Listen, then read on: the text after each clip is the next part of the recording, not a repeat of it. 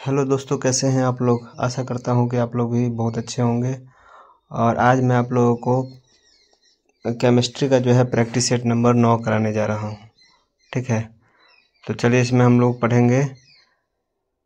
पहला क्वेश्चन है कि रासायनिक गुणों के मध्य मेनलिफ ने इन तत्वों के साथ मिलकर बने यौगिकों पर ध्यान केंद्रित किया।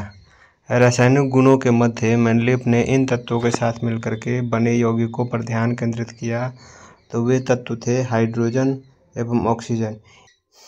हाइड्रोजन एवं ऑक्सीजन अभिक्रियाशील तत्व है जो लगभग सभी तत्वों के साथ यौगिक बनाते हैं। इसीलिए मेनलिफ ने रासायनिक गुणों में मुख्यतः हाइड्रोजन व ऑक्सीजन से बने यौगिकों का अध्ययन किया था। अगला क्वेश्चन है कि मेनलिफ की आवर्त सारणी में लंबवत स्तंभों और क्षैतिज पंक्तियों को क्या कहा जाता है। यानी मेनलिफ की आवर्त सारणी में लंबवत स्तंभों और क्षैतिज पंक्तियों को क्या कहा जाता है। तो लंबवत स्तंभों को जो है समूह कहा जाता है। ठीक है, और अगर क्षैतिज पंक्ति है तो उनको आवर्त कहा जाता है।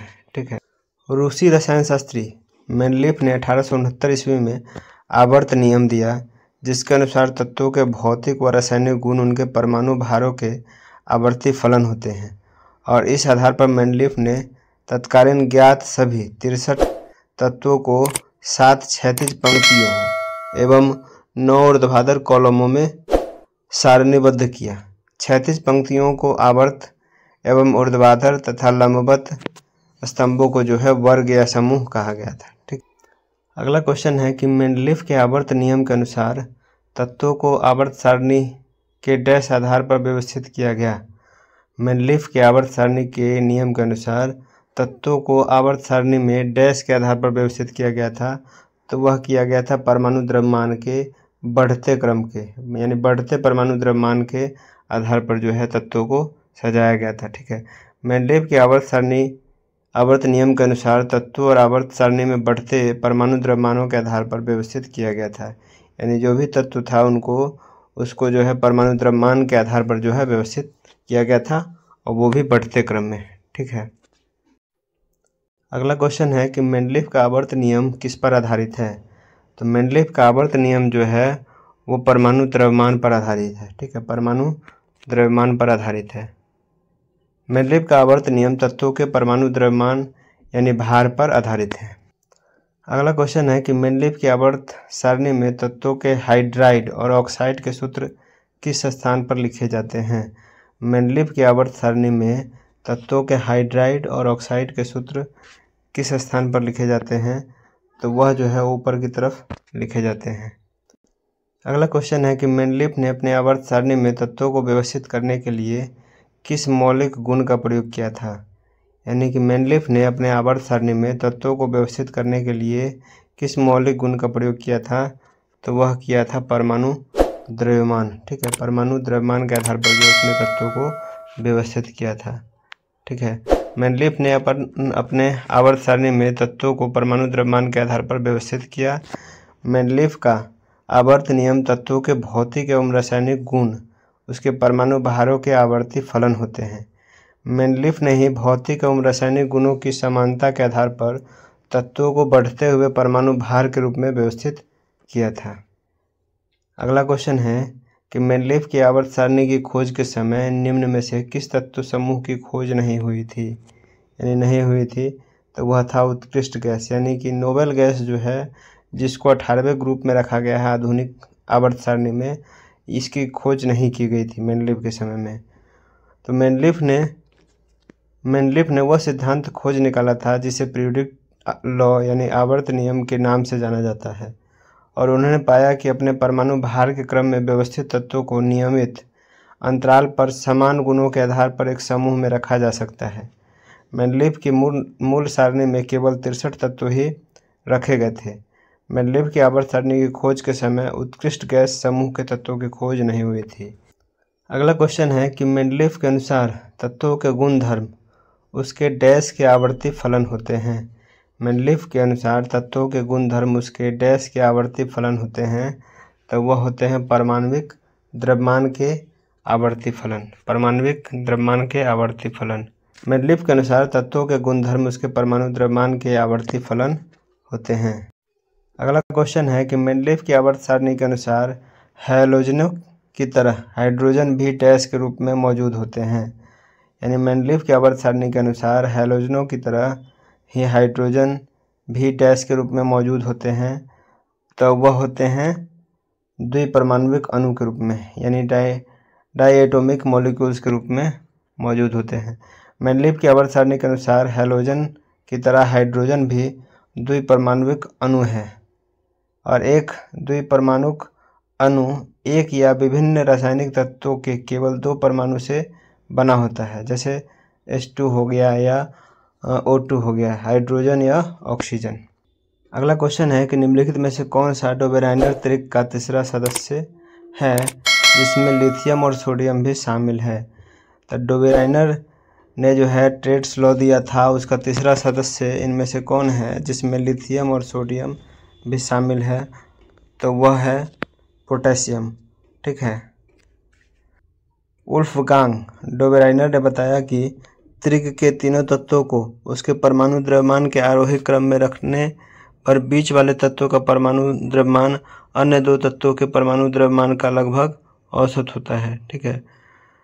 जैसे लिथियम, सोडियम एवं पोटेशियम, जिसका परमाणु द्रव्यमान क्रमशः जो है लिथियम का जो है परमाणु द्रव्यमान 7 है, सोडियम का 23 है एवं पोटेशियम का जो है 39 के लगभग है। तो इसके बीच वाले तत्व यानी सोडियम का परमाणु द्रव्यमान लिथियम एवं पोटेशियम के परमाणु द्रव्यमान का लगभग औसत है। तो इस प्रकार यहाँ तीसरा तत्व पोटेशियम है। ठीक है। अगला क्वेश्चन है कि डोबेराइनर ने उत्प्रेरक के रूप में डैश पर पहला अवलोकन किया। डोबेराइनर ने उत्प्रेरक के रूप में डैश पर पहला अवलोकन किया, तो वह किया था प्लेटिनम पर। ठीक है। प्लेटिनम पर जो है उसने पहला अवलोकन किया था। डोबेराइनर ने ही सबसे पहले प्लेटिनम को उत्प्रेरक के रूप में अवलोकन किया तथा समान त्रिक की खोज की जिसमें तत्वों के आवर्त सारणी का विकास हुआ था। अगला क्वेश्चन है कि डोबेराइनर के त्रिक में तत्वों को किस प्रकार लिखा गया था। डोबेराइनर के त्रिक यानी ट्रेड्स में तत्वों को किस प्रकार लिखा गया था, तो वह लिखा गया था समूह में नीचे की ओर परमाणु द्रव्यमान के आरोही क्रम में। समूह में नीचे की ओर परमाणु द्रव्यमान के आरोही क्रम में। ठीक है। डोबेराइनर ने एक समान गुणों वाले तत्वों को 3 समूहों में नीचे की ओर परमाणु भार के बढ़ते क्रम में व्यवस्थित किया, जिसे डोबेराइनर का त्रिक कहा गया। और इस त्रिक नियम के अनुसार जो है तत्वों के समूहों में नीचे की ओर परमाणु द्रव्यमानों के आरोही क्रम में रखा जाता है और इस नियम के अनुसार बीच के तत्वों का परमाणु भार शेष 2 तत्वों के परमाणु भारों का लगभग औसत होता है।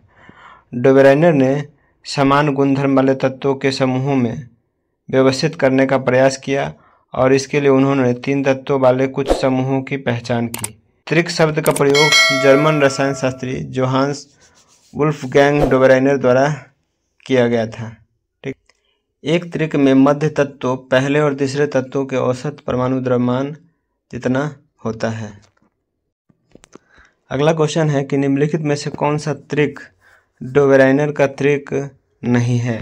यानी इनमें से कौन सा त्रिक जो है वो डोबेराइनर का त्रिक नहीं है, तो वह हो जाएगा कैल्शियम, स्ट्रोंशियम और बेरियम। ठीक है। कैल्शियम, स्ट्रोंशियम और बेरियम जो है ये त्रिक सिद्धांत में नहीं है। बाद बाकी लिथियम, सोडियम और पोटेशियम है। ठीक है। उसके बाद नाइट्रोजन, फास्फोरस और एंटीमनी है।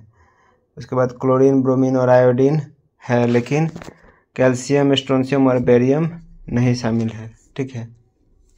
तो डोबेराइनर के अनुसार त्रिक के पहले और तीसरे तत्वों के परमाणु द्रव्यमानों का समानांतर मध्य दूसरे तत्वों के परमाणु द्रव्यमान के बराबर होता है और उन्होंने तत्वों को एक त्रिक में बढ़ते परमाणु द्रव्यमान के क्रम में व्यवस्थित किया।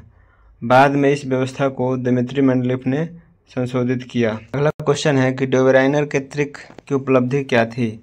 तो डोबेराइनर के त्रिक की उपलब्धि थी कि तत्वों के गुण धर्मों को परमाणु द्रव्यमान के साथ जोड़ने का पहला प्रयास।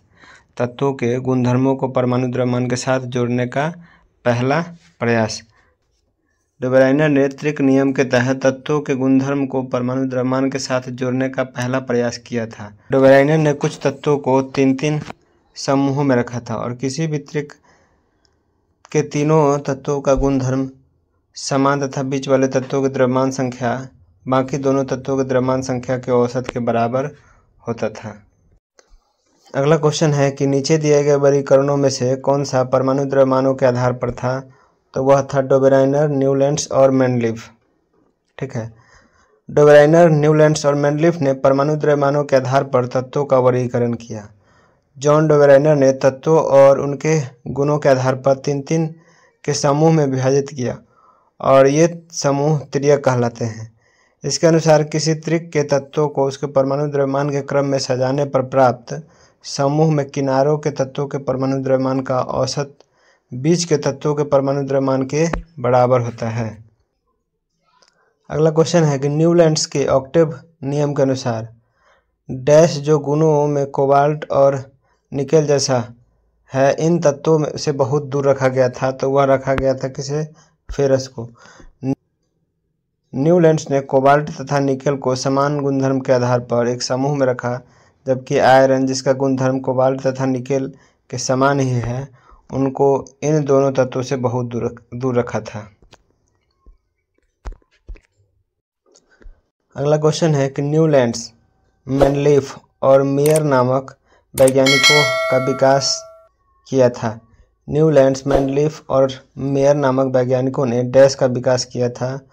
तो वह किया था आवर्त सारणी विषय वस्तु का विकास किया था, यानी पीरियोडिक टेबल थीम्स का विकास किया था। ठीक है, न्यूलैंड्स, मेंडलीफ और मेयर नामक वैज्ञानिकों ने आवर्त सारणी विषय वस्तु पीरियोडिक टेबल्स कंटेंट का विकास किया था। 19वीं शताब्दी में तत्वों के वर्गीकरण के कई प्रयास किए गए, जिनमें प्राउस्ट की परिकल्पना, डोबेराइनर का त्रिक सिद्धांत, ड्यूमा की सममूलक श्रेणी, न्यूलैंड्स का अष्टक नियम आदि प्रमुख है। जिसमें तत्वों के वर्गीकरण के लिए इन प्रारंभिक प्रयासों में तत्वों के परमाणु भार को वर्गीकरण को आधार बनाया गया है। अगला क्वेश्चन है उत्कृष्ट गैसों को न्यूलैंड्स के अष्टक सिद्धांत में क्यों शामिल नहीं किया गया था। तो ये तत्व उस समय ज्ञात नहीं थे, इसीलिए जो है न्यूलैंड्स के अष्टक सिद्धांत में शामिल नहीं किया गया था। ठीक है, और न्यूलैंड्स के समय ज्ञात तत्वों की संख्या अगर बोला जाए तो 56 था। ठीक है, उत्कृष्ट गैसों यानी नोबेल गैसों को न्यूलैंड्स के अष्टक सिद्धांत में शामिल नहीं किया गया क्योंकि ये तत्व उस समय ज्ञात नहीं थे। ठीक है, 1866 ईस्वी में अंग्रेज वैज्ञानिक जॉन न्यूलैंड्स ने ज्ञात तत्वों के परमाणु द्रव्यमान के आरोही क्रम में व्यवस्थित किया। उन्होंने सबसे कम परमाणु द्रव्यमान वाले हाइड्रोजन से आरंभ किया। ठीक है, यानी उन्होंने सबसे कम परमाणु द्रव्यमान वाले तत्व हाइड्रोजन से आरंभ किया तथा 96वें तत्व थोरियम पर इसे समाप्त किया।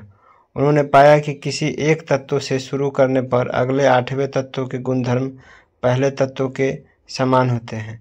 मतलब न्यूलैंड्स ने यह पाया कि पहला तत्व का जो गुणधर्म है वह 8वें तत्व के गुणधर्म के बराबर है, इसीलिए इसे अष्टक का सिद्धांत कहा गया था। न्यूलैंड्स का अष्टक का सिद्धांत कहा गया था। अगला क्वेश्चन है कि किसने अष्टक नियम की खोज की और इसकी तुलना संगीत में पाए जाने वाले अष्टक से की।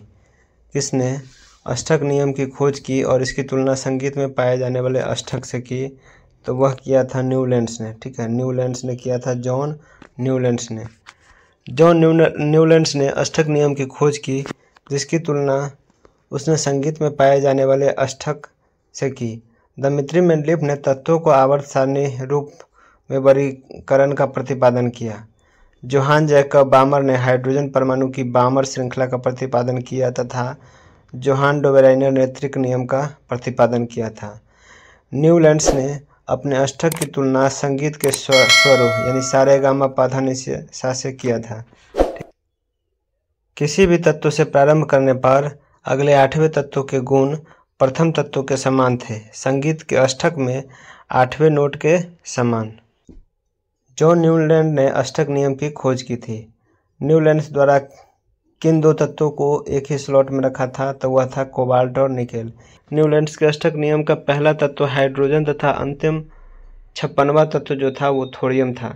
न्यूलैंड्स के अष्टक में कोबाल्ट और निकेल दो तत्वों को हाइड्रोजन फ्लोरीन क्लोरीन ब्रोमीन के साथ समान स्तंभ में रखा गया था। ठीक है, न्यूलैंड्स के अष्टक में कोबाल्ट और निकेल दो तत्वों को हाइड्रोजन फ्लोरीन क्लोरीन ब्रोमीन के साथ समान स्तंभ में रखा गया था। आवर्त सारणी में 10वां तत्व जो है वो तीसरे तत्व के समान गुणधर्म दर्शाएगा। न्यूलैंड्स ने कल्पना की थी कि प्रकृति में केवल 56 तत्व ही विद्यमान है। न्यूलैंड्स के अष्टक सिद्धांत के अनुसार पोटेशियम और कॉपर के बीच 7 तत्व मौजूद है।